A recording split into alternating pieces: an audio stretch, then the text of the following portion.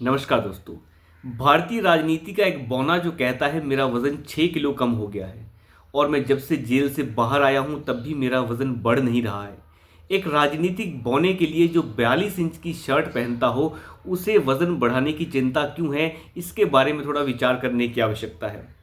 लेकिन अरविंद केजरीवाल जैसे धूर्त नेता जो अब भी ये कहते हों कि मुझे सुप्रीम कोर्ट ने 20 दिन के लिए जमानत दे दी, लेकिन अगर अब मैं जेल चला गया तो भारतीय जनता पार्टी पता नहीं कब मुझे जेल से बाहर निकालेगी। इस धूर्त इंसान से कोई ये पूछे कि अभी तुम्हें जेल से बाहर किसने निकाला था? 20 दिन के लिए जेल से बाहर निकालने की इजाज़त तुम्हें किसने दी? क्या मोदी ने तुम्हें ये इजाज़त दी थी या एनफोर्समेंट डायरेक्टोरेट ने? ये इजाज़त उससे मिली और ज़मानत उसे मिली सुप्रीम कोर्ट से, माननीय सर्वोच्च न्यायालय से जो है उसे ये इजाज़त मिली कि आप 20 दिन के लिए चुनावी प्रचार कर लीजिए।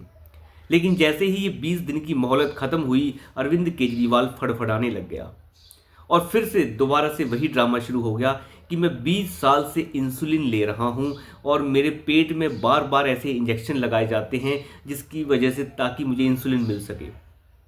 लेकिन जब मैं जेल के अंदर था, तिहाड़ जेल के अंदर था, तो भारतीय जनता पार्टी ने मेरा इंसुलिन बंद कर दिया। इसके बाद तिहाड़ जेल को अपना यह बयान जारी करना पड़ा कि हम किसी का इंसुलिन नहीं रोकते हैं। अरविंद केजरीवाल खुद से ही इंसुलिन नहीं ले रहे हैं क्योंकि वो इंसुलिन रिवर्सल थेरेपी प्रोग्राम के तहत काम कर रहे हैं ताकि वो इंसुलिन को रिड्यूस कर सकें और उनका ट्रीटमेंट हैदराबाद के एक डॉक्टर से चल रहा है। हमारा कोई भी हस्तक्षेप नहीं है किसी की भी इंसुलिन रोकने का या दवाइयाँ रोकने का।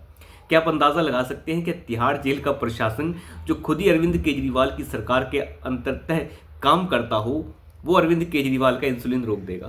कितना बचकानी बात लगती है ये। खैर, ये अरविंद केजरीवाल कुछ भी कर सकता है। उसके बाद जब कोई भी काम सक्सेसफुल नहीं हो पाया तो फिर से सुप्रीम कोर्ट पहुंच गया कि मेरी ज़मानत को 1 हफ्ते के लिए और बढ़ा दिया जाए। मेरी बॉडी का कीटोन लेवल इतना ज़्यादा बढ़ गया है कि ऐसा ना हो कि कहीं मुझे कैंसर होने वाला हो या कैंसर हो चुका हो, कहीं मेरा लीवर ख़राब ना हो गया हो और कहीं मेरी किडनी ख़राब ही ना हो गई हो। जो चुनाव प्रचार में भरी गर्मी में 42 और 46 डिग्री के टेम्परेचर में रोज़ रैलियां कर रहा हो, उसका किडनी कहीं ख़राब ना हो गया हो। खैर, इन सभी बातों से लग जब सुप्रीम कोर्ट ने उसकी बात नहीं मानी तो वो फिर से पहुंच गया अपने घर पे और फिर से प्रोपेगेंडा शुरू हो गया। अपने माता पिता को सामने लेकर आ गया और कहना शुरू कर दिया कि मेरी माताजी बहुत बुज़ुर्ग हैं और दिल्ली पुलिस उनसे पूछताछ करने के लिए मेरे माँ बाप से घर में आ रही है। दिल्ली पुलिस को ये बयान जारी करके बताना पड़ा कि हमने आपसे पूछताछ करने के लिए कब कहा, हम तो आ ही नहीं रहे हैं आपके माँ बाप से पूछताछ करने के लिए। फिर झूठ पे झूठ, झूठ पे झूठ, अपने बूढ़े माँ बाप को धूप के अंदर उठा के ले आया और वहाँ पर जाकर प्रदर्शन शुरू कर दिया कि मेरे माँ बाप से पूछताछ करने की कोशिश की जा रही है। अब ये भी प्रोपेगेंडा जब काम नहीं आया तो फिर से वो लोअर कोर्ट पहुँच गया कि मुझे ज़मानत दे दी जाए। लेकिन अब ज़मानत मिलेगी नहीं मिलेगी ये तो बाद की बात है। कोर्ट ने कह दिया फ़िलहाल हम इस मामले को नहीं सुनेंगे और केजरीवाल फिर से पहुंच जाएगा आज जेल में। लेकिन अरविंद केजरीवाल इतनी आसानी से मानने वाला नहीं है। इसके बाद उन्होंने अपने ऐसी जालसाजी शुरू की कि कोर्ट को ही कटघरे में खड़ा कर दिया कि कहीं मेरी माँ को अगर कुछ हो जाए तो उसका जिम्मेदार कौन होगा, और मुझे अगर जेल में कुछ हो गया, मेरी जान चली गई तो कौन जिम्मेदार होगा। बिना कोर्ट का नाम लिए ही कोर्ट को बेइज्जत करना शुरू कर दिया इस केजरीवाल ने। इसने ये नहीं बताया कि जब वो जेल से बाहर आया तो सुप्रीम कोर्ट की रहमत पर आया। अब जेल के अंदर जा रहा है तो मोदी की वजह से जा रहा है, सुप्रीम कोर्ट की वजह से नहीं। ऐसा धूर्त नेता भारत की राजनीति में मुझे नहीं लगता आज तक कभी कोई पैदा भी हुआ होगा जो झूठ के सहारे ही अपनी पूरी रणनीति तय करता हो। लेकिन इन सभी चीज़ों से लग एक बात साफ है कि सुप्रीम कोर्ट की रहमत पर बाहर आया अरविंद केजरीवाल, जो 4 दिन पहले ये नारे लगा रहा था कि अगर आप हमें दिल्ली में जिता देंगे, आप हमें पंजाब में जिता देंगे तो मुझे जेल नहीं जाना पड़ेगा। हालांकि जेल जाने का जो फरमान है वो भी सुप्रीम कोर्ट ने ही सुनाया है, लेकिन कह रहा है कि अगर आप चुनाव में जिता देंगे तो मुझे जेल नहीं जाना पड़ेगा। किस तरीके की मानसिकता है ये? क्या इसका कोई सिर और पैर है? अगर आप दिल्ली में जीत जाएंगे, आप पंजाब में सारी सीटें जीत लेंगे तो उसके बाद ऐसा क्या हो जाएगा कि आपको जेल नहीं जाना पड़ेगा? जेल आप चुनाव की वजह से जा रहे हैं या शराब घोटाले की वजह से जा रहे हैं? तो ये अरविंद केजरीवाल की सबसे बड़ी जालसाजियां हैं और ये बौना अपने आप को सबसे बड़ा शातिर धुरंधर समझता है राजनीति का। लेकिन 22 सीटों के ऊपर चुनाव लड़ने वाला ये धूर्त बौना नेता कहता है कि चुनाव में अगर हमें जिता देंगे आप तो शायद प्रधानमंत्री हम बन जाएं, और प्रधानमंत्री हम बन जाएंगे तो हम सब कुछ पलट देंगे। ये खेल है अरविंद केजरीवाल का।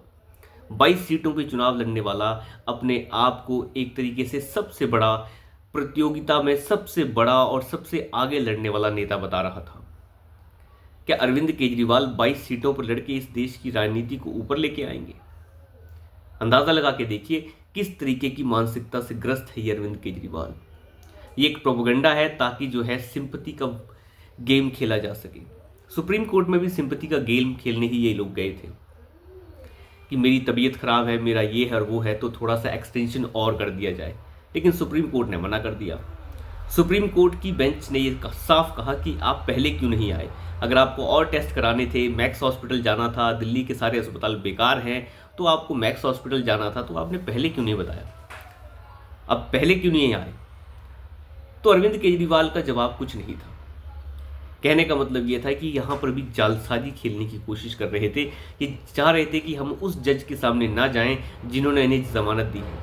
अगर उन जज के सामने जाएंगे तो दिक्कत आ जाएगी। जस्टिस दीपांकर के सामने जाने की हिम्मत नहीं जुटा पाए, इसलिए वेकेशन बेंच के चेंज होने का इंतज़ार किया और दूसरे जज के सामने चले गए।